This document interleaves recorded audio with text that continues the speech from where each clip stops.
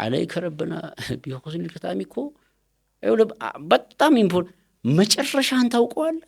እንደው የእውነት ሲምፕል ጥያቄ ከሞት በኋላ ባለ ህይወት አላህ ፊት ቆመህ እንደው ዝም ብሎ ቢጠይቅህ እንደው እንደዚህ ስትል ነበረ ምን እርግጠኛ ነገ ብሎ ጥያቄ ቢጠይቅህ እንደው የእውነት ለራስህ ነው ማለት ለራስ ማለት አሁን እገሌን እንዲህ ነው ለሚለው ሰው ጥያቄውን አላህ ቢጠይቅ ብለህ ጓዳ ገብተህ አስበው።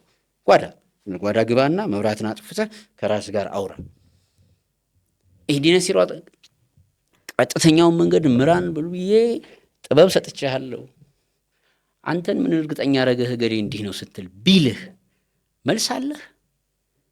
Do you have a reply? لا تقولوا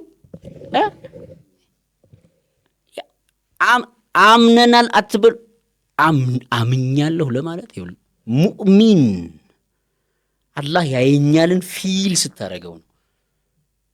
ሙስሊም 40 ሚሊዮን ሙስሊም አለ፣ 30 ሚሊዮን ሙስሊም አለ፣ የሆነ ክርስቲያን አለ፣ ደግሞ የሀገር ህዝብ ምናምን በየዘርፉ ኢትዮጵያ ውስጥ የትኛው ሞራል ዓለም ላይም በለው ይሄን ያህል ቢሊየን መንጋ ነው።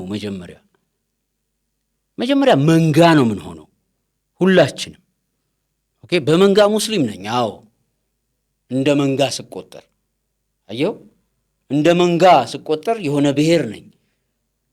አዎ ነኝ። አዎ ሙስሊም ነኝ። የሰውዬ እኮ ሙስሊም አይደለሁም። አዎ በመንጋ ቋንቋ ሙስሊም ነኝ። መንጋ ሙስሊም ነኝ፣ ግን በእምነት አማኝ ነኝ።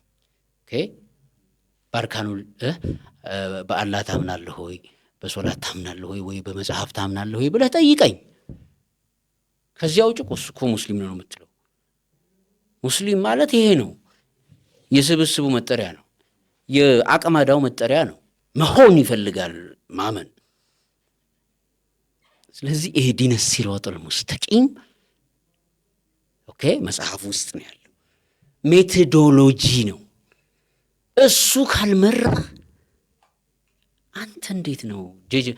እንዲያውም ጀጅ ስታደርግ ነው አንተ ነህ ፈላስፋው። እንዴ ገሌን እንዲህ ነው ብለህ ስትል ተፈላሰፍክ። ኢህዲነ ሲራጠል ሙስተቂም እያለ